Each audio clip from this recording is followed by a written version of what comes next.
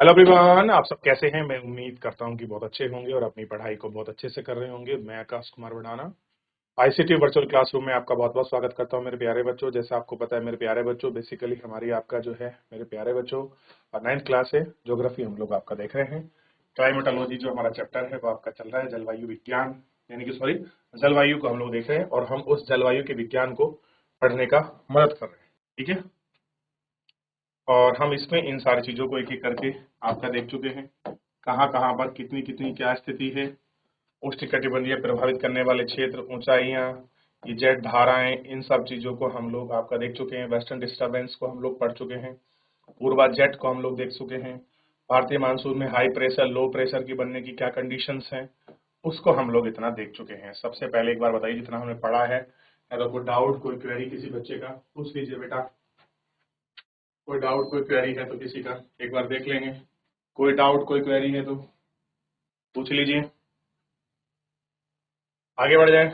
चलिए, अब हम आईटीसी जेड तक की पूरी कंडीशंस को हम लोग अच्छे से पढ़ चुके, देख चुके, जान चुके, समझ चुके हैं। अब थोड़ा सा इसमें आगे बढ़े। इसके अतिरिक्त दक्षिणी महासागरों के ऊपर जो दक्षिणी महासागर हैं, जैसे दक्षिण में कौन पड़ रहा है, हिंद महासागर, अटलांटिक ओशन, पैसिफिक का भी कुछ पार्ट आता है, दोनों तरफ का, के ऊपर दबाव की अवस्थाओं में परिवर्तन। दबाव की अवस्था में हो सकता है किसी टाइम में हाई प्रेशर हो और किसी टाइम वो आपका लो प्रेशर हो जाए। सामान्यतः जब दक्षिणी प्रशांत में, साउथ पैसिफिक ओशन में उष्णकटिबंधीय पूर्वी भाग, उष्णकटिबंधीय पूर्वी भाग, उष्ण है गर्म है, पूर्वी भाग में हाई प्रेशर होता है। क्या होता है इस क्षेत्र में आपका हाई प्रेशर होता है। ईस्टर्न भाग, ये वाला भाग, वहां क्या होगा, हाई प्रेशर होगा। ठीक है, और हिंद महासागर जो आपका इंडियन ओशन है, वहां भी जो उसका पूर्वी कोस्ट है, वहां क्या होगा, लो प्रेशर। लेकिन कुछ विशेष वर्षों, वर्षों मतलब सालों में क्या होता है, ये स्थिति विपरीत हो जाती है। विपरीत का मतलब ये स्थिति बदल जाती है। बदलती कैसे है, देखिए, मान लीजिए जहां पर ये हाई प्रेशर था यहां लो प्रेशर हो गया, और जहां ये लो था यहां हाई हो गया, चेंज हो गया। जब पूर्वी प्रशांत महासागर की तुलना में हिंद महासागर के ऊपर निम्न दाब बनता है, अब प्रशांत में क्या बन गया, लो प्रेशर, और हिंद में क्या बन गया, हाई प्रेशर। इस अवस्था में नियत परिवर्तन होता है। ये क्या होता है, जब ये चेंज होता है, इसी को कहते हैं दक्षिणी दोलन। क्या है, दक्षिणी दोलन। क्लियर है, साउथ पोलिंग के नाम से जाना जाता है। तो ये 2 साल में हो, 4 साल में हो, 10 साल में हो, या किसी वर्षों में हो, 3 वर्षों में अगर ऐसा चेंजेस हो रहा है तब इसको जानते हैं। डार्विन उत्तरी अटलांटिक हिंद महासागर, वो अगर उत्तरी ऑस्ट्रेलिया के पार्ट को देखो या उत्तरी ऑस्ट्रेलिया के बगल में इंडियन ओशन है, तो 12 डिग्री 30 मिनट से जो आपके पूर्वी देशांतर हैं, और प्रशांत पैसिफिक ओशन 18 डिग्री के पश्चिम दबाव में अंतर की गणना करते हैं, तब हमें ये मानसून की तीव्रता के पूर्व अनुमान के लिए नाका जाता है।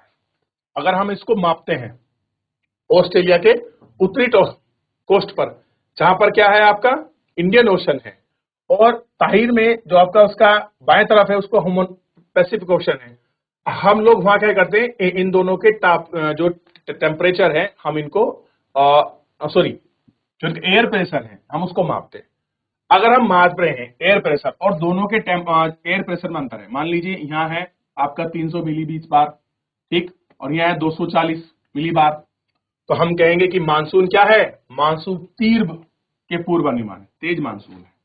और मान लीजिए यहाँ कम है 340 और 320 है, तो अनुमान कैसा है, कम है। अगर दबाव अंतर ऋणात्मक होता है तो औसत कम है और विलंब है। अगर ऋणात्मक है तो क्या होगा भैया, मौसम लेट आएगा और वर्षा कम रहेगी। अगर मानसून एल नीनो दक्षिणी दोलन से जुड़ा हुआ है, एक लक्षण है, यह मार्ग समुद्री जलधारा का। कैसा है, समुद्री जलधारा का। पेरू की ठंडी जलधारा के स्थान पर 2 या 2 से अधिक 5 वर्ष के अंतराल में पेरू के तट से होकर बहती है। दबाव अवस्था में परिवर्तन का संबंध एल नीनो से है, इसलिए परिघटना में एनसो यानी कि एल नीनो यानी कि दक्षिणी दोलन कहा जाता है। कैसा है, इनको हम दक्षिणी दोलन कहते हैं। क्लियर है, ये आपको दिखाई देगा। ठंडी पेरू जलधारा के स्थान पर अस्थायी तौर पर गर्म झाला आ जाती है। होता क्या है, पेरू में जहां पर ठंडी जलधारा बह रही थी, अस्थायी मतलब परमानेंट नहीं, कुछ देर के लिए वहां कुछ समय के लिए गर्म आ जाएगी, और क्या होगा, एल नीनो का नाम ले जाता है। अब ठंडी की जगह गर्म हो गई तो अल नीनो हो गया। अल नीनो एक स्पेनिश शब्द है जिसका अर्थ होता है बच्चा, जो कि बेबी क्राइस्ट के रूप में व्यक्त होता है, क्योंकि यह धारा क्रिसमस के समय पर बहना शुरू होती है, यानी कि 25 दिसंबर के आसपास, उससे पहले या उसके बाद ही शुरू होती है। अल नीनो की उपस्थिति में समुद्र का तापमान को बढ़ा देती है। अगर अल नीनो है तो टेम्परेचर कैसा हो जाएगा, बढ़ जाएगा, और व्यापारिक पवनें शिथिल हो जाती है। क्यों? प्रेशर लो हो जाएगा, टेम्परेचर बढ़ा, प्रेशर लो हो जाएगा, लो हो जाएगा तो दिक्कत होगी। ठीक है, हवा शिथिल मतलब हल्की पड़ जाती है। अब बात कर रहे हैं मानसून आवागमन का। मानसून आवागमन, अब भाई मानसून है तो आएगा भी, आएगा तो काम भी करेगा अपना। अब कैसे आवागमन है? व्यापारिक पवनें कल हमने देखी हैं, इधर से चल रही थी, तो आपको क्लियर होना चाहिए जो व्यापारिक पवनें हैं वो कहां से चल रही थी, उत्तर पूर्व की दिशा से चल रही थी। तो व्यापारिक पवनों की दिशा क्या है, उत्तर पूर्व। क्लियर है कि विपरीत मानसून, व्यापारिक पवनों के विपरीत, विपरीत कैसी होगी, उल्टी। मानसूनी पवनें नियत नहीं है, नियत मतलब कांस्टेंट नहीं चल रही हैं, लेकिन स्पंदन प्रक्रिया है उष्णकटिबंधीय समुद्रों के ऊपर वायुमंडलीय अवस्थाओं को प्रभावित करती है। मानसून का समय जून के समय से आरंभ होता है, मानसून है आपका जून के समय से आरंभ होता है और सितंबर तक 100 से 120 दिनों के बीच रहता है। इसके आवागमन के समय सामान्य वर्षा में अचानक वृद्धि हो जाती है, रेनफॉल अचानक बढ़ने लगती है, लगातार कई दिनों तक यह जारी रहती है, मानसून का विस्फोटन कहते हैं। अगर अचानक रेनफॉल कंडीशन टाइम बढ़ जाए, 100 दिन है 120 हो जाए, 120 140 130 हो जाए, यानी कुल मिलाकर जो हमारा रेन टाइम पीरियड है वो बढ़ना चाहिए, तथा इसे मानसून पूर्व बौछार के पृथक किया जाता है। सामान्यतः जून के प्रथम सप्ताह में मानसून भारतीय प्रायद्वीप के दक्षिणी छोर पर आता है। तो 1 जून को कहां पहुंचता है, दक्षिणी छोर पर। आप देख लीजिए, तो कहां पहुंचेगा, इस छोर पर पहुंचेगा। तो हमने देखा ना 1 जून को कहां पहुंचता है, केरल पहुंचता है। इसके बाद में 2 भागों में बढ़ जाता है, मानसून आ रहा है 2 भागों में, एक इधर जाएगा और एक इधर जाएगा। तो एक कहा गया अरब सागर की शाखा और दूसरा कहा गया बंगाल की खाड़ी की शाखा। अरब सागर लगभग 10 दिन बाद 10 जून के आसपास बंबई पहुंचता है। तो 1 जून को यहां और 10 जून को यहां पहुंचेगा। ठीक, और एक तीव्र प्रगति है, बंगाल की खाड़ी में भी तीव्रता से आगे की ओर बढ़ता है और जून के प्रथम सप्ताह में यानी कि 1 से 7 तारीख के बीच में कहां पहुंच जाता है, असम। तो असम की डेट क्या हो गई, 7 जून। 7 जून को कहां पहुंच गया, असम में। ऊंचे पर्वतों के कारण ये मानसून पश्चिमी पवने, मानसूनी पछुआ पवने यानी कि पश्चिम दिशा चल रही हैं, इस तरह से गंगा के मैदान की ओर मुड़ जाती है। और मध्य जून मतलब आपका 15 से 20 तक अरब सागर की सागर से, अब ये वाली जो आपकी ये है, ये उठी है, ये कहां पहुंच गई है, बंबई। बंबई में 7 तक पहुंच गई है। अब ये मध्य जून यानी कि 15 तक, एक हफ्ते बाद कहां पहुंच गई, ये गुजरात का जो आपका सौराष्ट्र वाला क्षेत्र है, सौराष्ट्र कच्छ वाला रीजन है, तो ये सौराष्ट्र कच्छ और देश के मध्य भागों में पहुंचती है, क्योंकि फिर ये शाखा बढ़ती है, एक जाती है इधर की तरफ और एक उधर ही आपको घूमती है। अरब सागर की शाखा एवं बंगाल खाड़ी की शाखा दोनों गंगा के मैदान की उत्तर पश्चिम भागों में आपस में मिल जाती हैं। अब ये जो धारा गई यहां से और बंगाल की खाड़ी की जो ये आ रही थी, जो ये दोनों आपस में यहां पर मिल जाती है, यानी कि अब देखिए बड़ा सिंपल है। अब मानसून आया, एक इस दिशा में बट गया, एक इस दिशा में, ये वापस यहां पहुंच गया और ये वापस इधर पहुंचा, आपस में मिला और यहां इन्होंने वर्षा की, यानी कि इस तरीके से फैला 1 जून को और वापस जून के मध्य या मई तक ये यहां पहुंच जाता है। 15 से 20 दिन का समय लेता है। ठीक, और क्या करता है, यहां दोनों एक साथ पहुंचने के बाद ये क्या करते हैं, वर्षा करते हैं। क्या करते हैं, एक साथ आपके वर्षा करते हैं। ठीक, ऐसा हमको इसमें दिखाई। ठीक है, दिल्ली में सामान्यतः मानसूनी वर्षा बंगाल की खाड़ी के अंतिम जून में होती है। तो अगर दिल्ली में वर्षा किस शाखा से होती है, बंगाल की खाड़ी के मानसून से, जून लास्ट यानी कि 25 से 30 या हो सकता है 30 से मई के फर्स्ट वीक में भी हो जाए। क्लियर हो गया। प्रथम सप्ताह में मानसून कहां पहुंचता है? जुलाई में उत्तर प्रदेश। तो जून जुलाई, जुलाई में कहां आ रहा है? उत्तर प्रदेश। उत्तर प्रदेश के बाद पंजाब जाए क्योंकि पंजाब उससे आगे पड़ता है, हरियाणा और पूर्वी राजस्थान तक पहुंचते पहुंचते मानसून हिमाचल प्रदेश और शेष हिस्सों में पहुंच जाता है। तो मध्य भारत में कब प्रवेश कर रहा है? जुलाई के आसपास, यानी कि एक महीने बाद जो मानसून कहां आया? केरल में। एक महीने बाद कहां पहुंचता है? आपका दिल्ली यूपी में पहुंचता है। लेकिन 15 एक हफ्ते के बाद वो कहां पहुंच जाता है? मुंबई। और मुंबई से 15 से 21 दिन के बाद कहां पहुंचता है? उधर। क्योंकि मुंबई में वर्षा करने के बाद ये कहां मुड़ता है? आपका जो अरब सागर का है वो वापस ऊपर की तरफ मध्य भारत की तरफ चलता है, क्योंकि वहां टेम्परेचर ज्यादा होता है और लो प्रेशर होता है। और ये हाई प्रेशर होती है विंड, तो ये क्या करती है? लो प्रेशर हाई प्रेशर को अट्रैक्ट करता है और अपनी तरफ इसको खींचता है, जिस वजह से ये भी हवाएं और ये भी हवाएं आपस में मिल जाती है। क्लियर है? तो देखिए, मैक्सिमम जो वर्षा होती है वो अरब सागर की शाखा से होती है।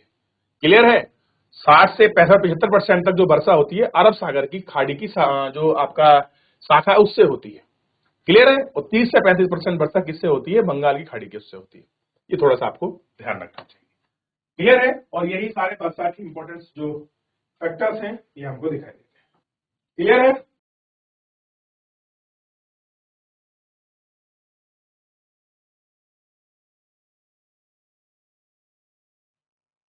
चलिए आगे बढ़ जाए। तो आप मुझे इतना बताइए कि मानसून कैसे आ रहा है, आगमन की स्थिति क्या है? कुछ क्लियर हुआ कि मानसून किसे कहते हैं, मानसून आ कैसे रहा है, क्या स्थिति है, कहां कहां की शाखाओं से खड़ा होकर आ रहा है, ये थोड़ा सा एक बार देख लीजिए। उस डाउट कोई क्वेरी है मुझसे पूछ लीजिए। क्लियर है? फिर हम इसमें आगे बढ़ेंगे। चलिए, मानसून की अपेक्षाकृत एक क्रमिक प्रक्रिया। अब जो मानसून है जैसे आया है, अब ये वापस भी जाएगा। भाई जो चीज आई है वो आपके जानी भी है ना, तो जैसे आया वैसे जाएगा भी ना। क्लियर है? अब मानसून आए हैं तो मानसून को वापस जाना भी है। मानसून की अपेक्षाकृत क्रमिक प्रक्रिया है जो भारत के उत्तर पश्चिमी राज्यों में सितंबर से प्रारंभ होती है। मध्य अक्टूबर के मानसून में प्रायद्वीपीय भाग उत्तर पूरी तरह से पीछे हट जाता है। अब अक्टूबर में क्या है? जो उत्तर भारत का क्षेत्र है, जैसे दिल्ली हो गया, पंजाब हो गया, हरियाणा हो गया, हिमाचल हो गया, उत्तराखंड हो गया, यहाँ से मानसून आपका वापस हो जाता है। और कह रहे हैं प्रायद्वीप के दक्षिणी आधे भाग में तीव्र गति से होता है, बहुत तेजी से भगता है दक्षिण भारत की तरफ। दिसंबर में तक देश के शेष भागों में मानसून वापसी हो जाती है। कहीं भी बचाओ, दिसंबर तक लास्ट है मानसून। अब देखिए, द्वीपों पर मानसून सबसे पहले वर्षा होती है। जो हमारे द्वीप हैं जैसे अंडमान निकोबार द्वीप समूह, लक्षद्वीप, यहाँ सबसे पहले मानसून आता है, सबसे बाद में जाता है। जैसे दक्षिण से उत्तर की ओर अप्रैल के अंतिम सप्ताह में, मई के प्रथम सप्ताह में होती है। मानसून वापसी क्रम से दिसंबर के प्रथम सप्ताह से जनवरी के प्रथम सप्ताह तक, यानी कि एक महीने से ऊपर का समय लग जाता है रिट्रीट करने के लिए। जनवरी फर्स्ट वीक तक भी अगर मानसून हो रहा है तो रिट्रीट मानसून वर्षा कर रहा होता है। क्या कर रहा होता है? वर्षा कर रहा होता है। इस समय देश के शेष भाग में शीत ऋतु का प्रभाव होता है। अब क्या होगा? और जगह कैसी होगी आपकी? शीत ऋतु होती है। भैया जिस तरह से मानसून आता है उस तरह से मानसून जाता है। तो रिट्रीट मानसून कब से शुरू होता है? सितंबर से शुरू होता है और जनवरी के फर्स्ट वीक तक आपका रिट्रीट मानसून का इफेक्ट और इम्पैक्ट हमको पूरा दिखाई देता है। मेरा क्वेश्चन ये है कि लौटता हुआ मानसून कहां पर सबसे ज्यादा वर्षा करता है? तो आंसर होगा तमिलनाडु का कोरोमंडल तट पर ये लौटता हुआ मानसून आपका वर्षा।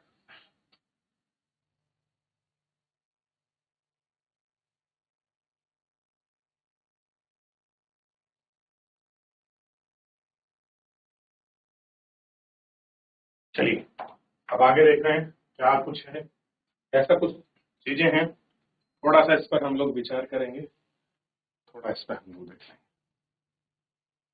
ऋतु है। अब हम ऋतुओं की बात कर रहे हैं, तो हमने मानसून देख लिया, रिट्रीट मानसून देख लिया, क्लियर है।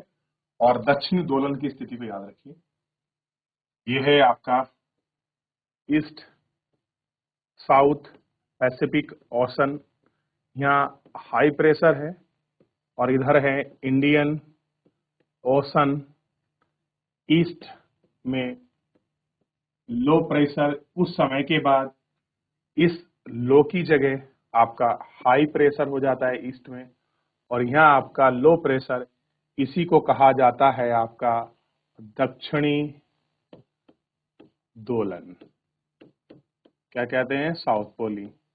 होता क्या है, ऑस्ट्रेलिया का जो उत्तरी तट है, ठीक, और यहाँ पैसिफिक है, इनके दोनों के हम टेम्परेचर, हम प्रेशर को मापते हैं कि यहाँ लो प्रेशर या हाई प्रेशर जो भी स्थिति बन रही है, दोनों के बीच कितना वेरिएशन, वेरिएशन कम है या निगेटिव है तो मानसून रुक के और देरी से आएगा, सकारात्मक है तो मानसून अच्छा आएगा। इतना बस ये इसमें ध्यान रखना इंपॉर्टेंट था, इसलिए मैंने आपको करा दिया। याद रहेगा यहाँ तक? कोई डाउट, कोई क्वेरी किसी बच्चे का? मेरे बच्चों आगे बढ़ते हैं, बात कर रहे हैं ऋतुओं की। अच्छा, मैं आपसे पूछूं भारत में कुल कितने ऋतु हैं? तो ज्यादातर बच्चे 4 ऋतुएं बताते हैं। एक बार ढूंढना कि 4 ऋतुएं हैं कि 6 हैं, थोड़ा पढ़िएगा एक बार। तो 4 ऋतुओं की चर्चा करेंगे। भारत मानसूनी जलवायु की विशेषता है, तो भारत का क्लाइमेट कैसा है? मानसूनी है और ट्रॉपिकल टाइप है, क्योंकि इक्वेटर के ऊपर जो है उपोष्ण और नीचे उष्ण रीजन है। इतना आई होप कि आपको क्लियर हो, चैप्टर में हमने पढ़ा है, ठीक है। एक ऋतु से दूसरे ऋतु के मौसम की अवस्थाओं में बहुत अधिक परिवर्तन होता है, विशेषकर आंतरिक भागों में, यानी कि जो मौसम है, हम एक ऋतु से दूसरी ऋतु में जा रहे होते हैं, यानी जैसे हम अभी सर्दियों से गर्मी में प्रवेश कर रहे हैं, तो जो हमने पढ़ा है उससे अलग टेम्परेचर हमको अंदर देखने के लिए मिलता है कि सर जो आपने पढ़ा है ऐसा तो कुछ महसूस नहीं हो रहा, लेकिन कुछ अलग ही लग रहा है। वहां का लोकल टेम्परेचर और एयर विंड प्रेशर और टेम्परेचर की वजह से, वेरिएशन की वजह से वो चेंजेस आना बड़ा आपको स्वाभाविक है। अब देखिए, विशेषकर देश के आंतरिक भागों में ये परिवर्तन अधिक मात्रा में परिलक्षित होते हैं। परिलक्षित का मतलब होता है दिखाई देते हैं, लक्षण दिखते हैं हमको। तटीय क्षेत्रों में तापमान में बहुत अधिक विभिन्नता नहीं है, कह रहे जो हमारे कोस्टल एरिया है उनके टेम्परेचर में कोई खास वेरिएशन नहीं है, यानी कि इंटरनल टेम्परेचर प्लस आउटरनल टेम्परेचर में का डिफरेंस जो है ज्यादा नहीं है। यदि यहाँ वर्षा के प्रारूप में विभिन्नता होती है तो आप कितने प्रकार की ऋतुओं का अनुभव करेंगे? कह रहे अगर यहाँ पर क्या होगा, आप देखेंगे यदि यहाँ वर्षा के प्रारूप में विभिन्नता होती है तो कितना अंतर। भारत के प्रमुख 4 ऋतुओं की पहचान किया जा सकता है। तो पहली ऋतु है शीत, शीत ऋतु के बाद ग्रीष्म ऋतु है, शरद और वसंत, ये 4 ऋतु तो हमने सुनी। कुछ क्षेत्रों के साथ मानसून का आवागमन और वापसी का काल है। अब आप देखते हैं, अभी शीत ऋतु गई है तो ग्रीष्म के प्रारंभ है, अभी हमने बसंत को देख रहे हैं, फरवरी मार्च बसंत है। उसके बाद आपका गर्मी शुरू होगी, फिर बरसात का मौसम आएगा, बरसात के बाद फिर आपकी शरद शुरू होगी, शरद के बाद आपकी शीत ऋतु शुरू होगी। एक प्रक्रम है, एक साइक्लिक ऑर्डर है जो 12 मंथ के सर्कल में कंप्लीट होती है। क्लियर है? 3-3 महीने का टाइम पीरियड बताया गया है कि एक ऋतु का लगभग 2.5 से 3 महीने, 3 महीने का एक सर्कल है। चलिए, तो अब हम पहले ऋतु को हम देखते हैं, और ऋतु का मतलब है मौसम, उस समय का मिजाज कैसा है। उत्तरी भारत में शीत ऋतु मध्य नवंबर से आरंभ होती है, यानी कि मिड नवंबर से शीत ऋतु एंट्री कर रही है और ये फरवरी तक रहती है। कब तक है? जो फैब का महीना है वहां तक है। दिसंबर एवं जनवरी में सबसे ठंडा महीना है, तो शीत ऋतु का सबसे ठंडा महीना पूछा जाए तो मेरे हिसाब से जनवरी होना चाहिए, लेकिन 15 दिसंबर से और जनवरी जो है ये, इसमें जो है लोएस्ट टेम्परेचर आपका जा सकता है, माइनस या माइनस से नीचे 1-2 डिग्री के आसपास हो सकता है। तापमान दक्षिण से उत्तर की ओर बढ़ता है, क्लियर है? दक्षिण से उत्तर की ओर बढ़ता है। जैसे 0 डिग्री है, अब 0 डिग्री में आपका सन कहाँ है? दक्षिणी गोलार्ध में। यहाँ दक्षिणी गोलार्ध में गर्मी होगी और उत्तरी गोलार्ध में क्या होगा? आपका सर्दी होगी, तो टेम्परेचर में दिक्कत होगा। जैसे पूर्वी तट चेन्नई का तापमान मान लीजिए औसत जो होगा एवरेज 20 डिग्री होगा, ईस्टर्न तट चेन्नई, ठीक। जबकि उत्तरी मैदान में उसी टाइम में अगर आप देखोगे, जो उत्तर का मैदान है, उत्तर प्रदेश में इस समय या कहीं भी और उत्तर भारत में कोई भी अगर आप टेम्परेचर चेक करोगे तो एवरेज 10 से 15 डिग्री सेंटीग्रेड निकलेगा। यानी कि 12 से 15 डिग्री का डिफरेंसेस आएगा। चेन्नई नीचे और यहाँ उत्तर में ये टेम्परेचर वेरिएशन मिलेगा, क्योंकि नीचे उष्ण है, ऊपर उपोष्ण है। क्लियर है? जैसे अक्षांश बढ़ रहे हैं तो टेम्परेचर भी बढ़ रहा है, डिफरेंस हो रहा है। और हमने पढ़ा है कि भारतीय मौसम को प्रभावित करने में एक आपका लैटिट्यूड भी बहुत बड़ा आपका क्या है, रोल प्ले करता है। अक्षांश भी क्या है, बहुत बड़ा आपका रोल प्ले करता है। ये उसका बेस्ट एग्जांपल है, आप इसको समझ सकते हैं। कह रहे दिन में गर्मी और रात में ठंडी होती है, जैसे आजकल का मौसम हो रहा है। उत्तर में तुषारण सामान्य है और हिमालय के ऊपरी ढालों पर हिमपात होता है। और कैसा हो रहा है, नीचे तो वर्षा होगी और ऊपर क्या होगा, वर्षा हिमपात के रूप में होती है, रुई जैसी कॉटन जैसी बारिश होती है। वो एक्चुअल में है क्या, बर्फ बरस रही है, हिमपात हो रहा है। क्लियर है? हम कहते हैं चलो भाई आपका स्नोफॉल होना शुरू हो गई है, हम लोग स्नोफॉल देखने के लिए चले, तो ऐसी प्रक्रिया आपको वहां पर देखने के लिए मिलती है। और ये बेटा होती कब है, तो आपको पता होना चाहिए कि दिसंबर से जनवरी के मौसम में जब आपका रिट्रीट मानसून होता है या वेस्टर्न डिस्टर्बेंस की वजह से होता है, जो आपका पश्चिम की दिशा से जो विक्षोभ आता है और भारत में लो प्रेशर होता है, या आप ऐसे मानिए भारत में भी हाई प्रेशर है, वहां भी हाई प्रेशर है, लेकिन हाई प्रेशर वेस्टर्न डिस्टर्बेंस का ज्यादा है, हमारा कम है, तो अट्रैक्ट करता है, यहाँ की हवा को ठंडी करता है, और ये वेस्टर्न डिस्टर्बेंस के कारण चक्रवाती रूप में हमारे यहाँ वर्षा होती है। इतना समझ आया कि नहीं आया?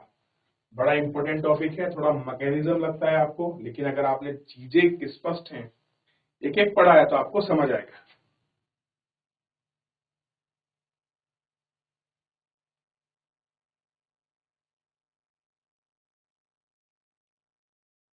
चलिए आगे बढ़े। इस ऋतु में देश के उत्तर पूर्वी में व्यापारिक पवनें होती है। अब आपको पता है व्यापारिक पवनें ऊपर से आती हैं, इधर से कहाँ चलती हैं, साउथ ईस्ट से चलती हैं, दक्षिणी गोलार्ध में। तो देखिए ये क्या हो रहा है, व्यापारिक पवनें प्रभावित होती हैं, और ये क्या है, स्थल से समुद्र की ओर बढ़ती हैं। तो पहले कहाँ है, लैंड से कहाँ बढ़ रही हैं, सी की ओर बढ़ रही हैं। ठीक है, इसलिए देश के आंतरिक भागों में शुष्क मौसम रहता है। अगर लैंड से चलेंगी तो भाई कुछ आपकी नमी होगी नहीं, मॉइस्चर होगा नहीं, ऑब्वियस ड्राई होंगी। इन पवनों के कारण कुछ मात्रा में वर्षा तमिलनाडु में होती है, क्योंकि पूरा देश जब होकर बह रही है शीत ऋतुओं में, तो ड्राई कर दिया, कुछ था ही नहीं, अपने साथ कैरी कर दिया। अंतिम रूप से तमिलनाडु के तट पर गई, क्योंकि वहां टेम्परेचर थोड़ा सा हाई है और वहां भी कुछ आपका वेपराइजेशन हो रहा है, ये सारी आपस में मिल जाती हैं और मिलकर तमिलनाडु का जो तट है, जो कोस्टल एरिया है, क्लियर है, तमिलनाडु का जो आपका तट है वहां पर, क्योंकि ये पवनें क्या करती हैं, समुद्र से स्थल की ओर बहती हैं। अब वहां से कहां चलेगी, वहां टकराएंगी। अब तमिलनाडु तट से क्या होती है, पवनें आपका समुद्र से स्थल की ओर बहेंगी। जब सी टू लैंड यानी कि स्थल से समुद्र की ओर बहेंगी तो क्या होगा, इनमें नमी होगी, ये वाटर कैप्चर होगा, नमी को कैरी करेंगी, तो जहां जाएंगी वहां पर एक समय पर ऊंचाई पर उठने के बाद इनमें कंडेंसेशन होगा और ये बारिश करेंगी। तो हमको ये देखना है, चाहे आपका कोई भी हवा हो या आपकी जो आपके ट्रेड विंड है, अगर वो आपका लैंड से चल रही है तो ड्राई होंगी, शुष्क होंगी। अगर किसी वाटर बॉडी से निकली है तो उनमें क्या होगा, मॉइस्चर या पानी कंटेंट उनमें होगा। तो इस वजह से ये भी एक रेनफॉल पैटर्न का एक तरीका है, ये आप समझ सकते हैं। ये भी इंपॉर्टेंस है जो आपका रेनफॉल पैटर्न में हेल्पिंग करता है हमको समझने के लिए उसके मैकेनिज्म को, कि भैया क्या कुछ स्थिति है, कैसे कुछ हम लोग कर सकते हैं। क्लियर है? देश के उत्तरी भाग में एक कमजोर दाब का क्षेत्र बनता है। उत्तरी भाग ऊपर वाला कमजोर क्या बन रहा है, कमजोर हाई प्रेशर, यानी कि टेम्परेचर अब भी ज्यादा है, सॉरी टेम्परेचर कम है, प्रेशर हाई है, लेकिन इतना नहीं स्ट्रॉन्ग है जितना होना चाहिए, जिससे हल्की पवनें क्षेत्र बाहर की ओर प्रभावित होती हैं। अब प्रेशर हाई है, तो अगर प्रेशर हाई है तो हवा कहां की तरफ बहेंगी, तो क्लियर है ये लो प्रेशर की तरफ बहेंगी, लेकिन इतना वेरिएशन नहीं है। मान लीजिए यहाँ 240 है और यहाँ लो प्रेशर में बन रहा है आपका 180 या 160 के आसपास, तो क्या होगा, हवा आपकी मंद गति से बहेंगी, मंद गति से हवा बाहर की ओर प्रवाहित होती है। हाई प्रेशर से प्रभावित होकर ये पवने वेस्टर्न यानी कि पश्चिम और उत्तर पश्चिम गंगा की घाटी की तरफ, यानी कि बेसिकली ये जो रीजन है भाई, ये हो गया ईस्ट वेस्ट नॉर्थ साउथ, तो ये जो बीच का रीजन है इस उत्तर पश्चिमी क्षेत्र से गंगा की ओर बहती है, गंगा घाटी में बहेंगी। अब गंगा की घाटी में बहेंगे तो आसमान साफ है, तो आसमान साफ है तो टेम्परेचर है, टेम्परेचर है तो आर्द्रता है, भले ही कम है, हवा शिथिल चल रही है, और इस तरह का चेंजेस उनमें देखने के लिए हमको मिल जाएगा। अब शीत ऋतु में ऋतु कैसी है? अभी ठंडी है भाई। शीत ऋतु में अब आर्द्रता कम क्यों है? क्योंकि टेम्परेचर कम है भाई, और ये टेम्परेचर अगर 40-42 पहुंच जाए तो आर्द्रता बहुत ज्यादा हो जाएगी, और ये 23, 24, 25, 26 रहे तो कहां पर इनमें आपका ह्यूमिडिटी होने वाली है? उत्तरी मैदान में पश्चिम एवं उत्तर पश्चिम दिशा का ध्यान रखिए, उत्तर पश्चिम, इसके बीच का रीजन उत्तर पश्चिम में वेस्टर्न डिस्टर्बेंस जो होगा, चक्रवातीय विक्षोभ एक लक्षण है, जो मैं आपको पहले बता रहा था कि क्या चलता है, वो भी हाई प्रेशर है, ये भी हाई प्रेशर है, लेकिन कंपेयरिंग टू जो आपका मेटाघास्कर या भूमध्य से बनने वाली ठंडी हवाएं हैं, उनमें टेम्परेचर कम है और प्रेशर कैसा है? ज्यादा है। और ये कम दाब वाले क्षेत्र की प्रणाली से है, विशेषकर लो प्रेशर वाले क्षेत्र से है, और कहां से है? भूमध्य सागर और पश्चिमी एशिया के ऊपर उत्पन्न हो रहे हैं। तो जो मेडिटेरियन सी है वहां पर बन रहा है, लो प्रेशर यानी कि टेम्परेचर हाई है तो ही बन पा रहा है। क्लियर है? उत्पन्न होता है, पश्चिमी पवनों के साथ भारत में प्रवेश करता है। अब आपका वेस्टर्न हवाएं बह रही हैं, उनके साथ ये धकेल देती है भारत की तरफ। क्लियर हो गया? इसके कारण शीतकाल में मैदानों में वर्षा होती है। तो जब भी शीतकाल में वर्षा हो रही है तो जो भूमध्य सागर और पश्चिमी एशिया के ऊपर जो बना लो प्रेशर है और वो वेस्टर्न डिस्टर्बेंस या पश्चिमी हवाओं के साथ जो बहकर आया है, उस वजह से ही शीतकाल में आपका मैदानी क्षेत्र में वर्षा होती है।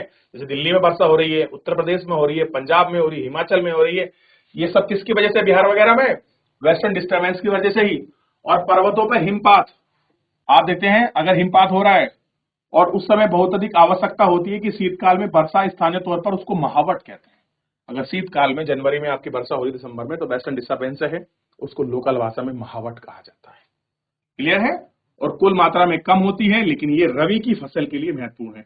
अब जो आपने उस टाइम फसल बो रखी, मान ली गेहूं बो रखा है, सरसों बो रखी है, अच्छी मात्रा में गोप में पानी जाएगा, उसकी प्लांटेशन वगैरह होगी, उसका अच्छा ग्रोथ मिलेगा और जो उसका बीज है थोड़ा सा और बढ़ जाएगा।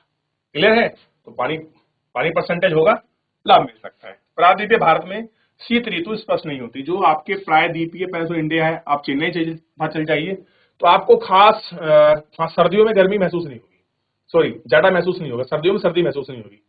क्लियर हो गया? तो वहां कोई खास वेरिएशन आता नहीं कि एवरेज टेम्परेचर 28 तक या 30 तक अटक जाता है, रात में हो जाए कि आपका 15-16 हो जाए, तो खास अंतर नहीं है। क्लियर है? तो समुद्री पवनों के कारण ही शीत ऋतु में भी तापमान प्रारूप ना के बराबर परिवर्तन आपको दिखाई देता है। बहुत हल्का परिवर्तन जो है आपको चेंज यहाँ पर दिखाई देगा। तो ये सब आपका देखना है। तो काफी कुछ हमने शीत ऋतु के विषय में पढ़ लिया। ग्रीष्म ऋतु को हम लोग आप कल देखेंगे, क्योंकि रिलेटेड है टॉपिक, तो इस चक्कर में हमको पूरा पढ़ना होता है, देखना होता है। चलिए, कोई डाउट, कोई क्वेरी किसी बच्चे का एक बार देख लीजिए मेरे प्यारे बच्चों। फिलहाल आज के लिए इतना ही, मिलते हैं नेक्स्ट लेक्चर में। धन्यवाद।